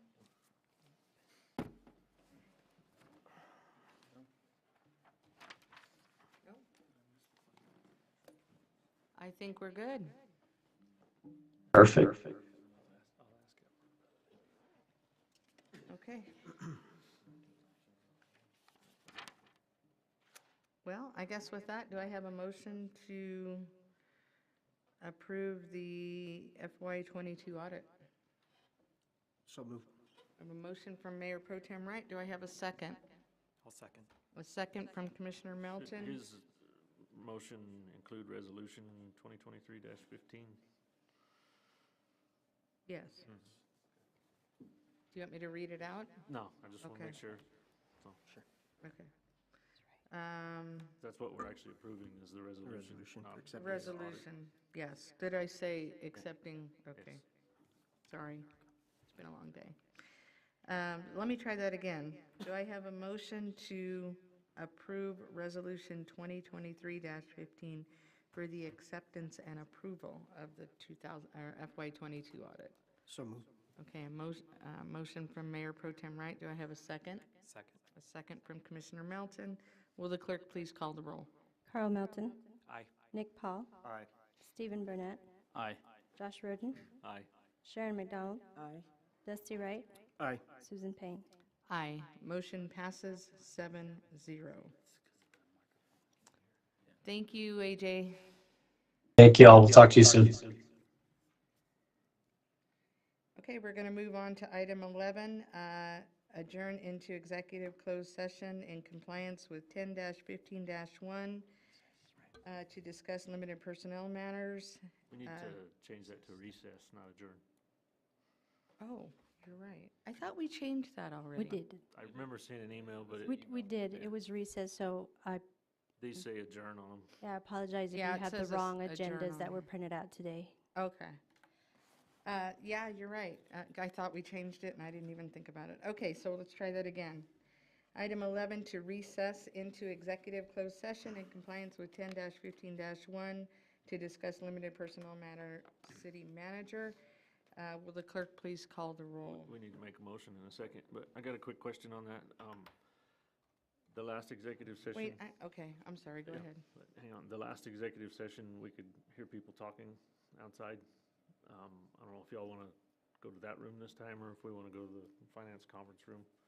Can Just we wanted use to the bring that finance up. conference room? If it's available. Is it fine? If, Okay. yeah.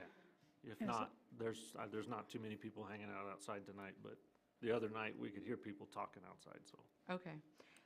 Do I have a motion to recess into executive session? So moved. A motion from Commissioner Reardon. Do I have a second? I'll second. Second? Okay.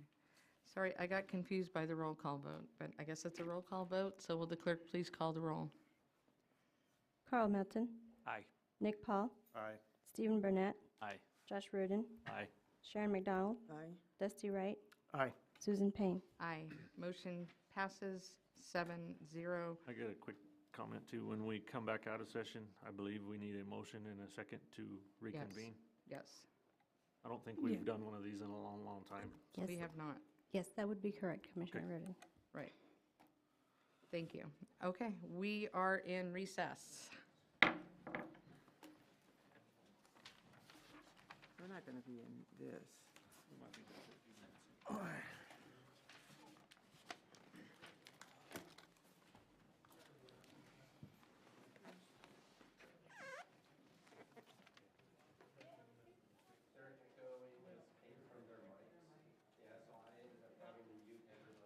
I am so tired. Me too.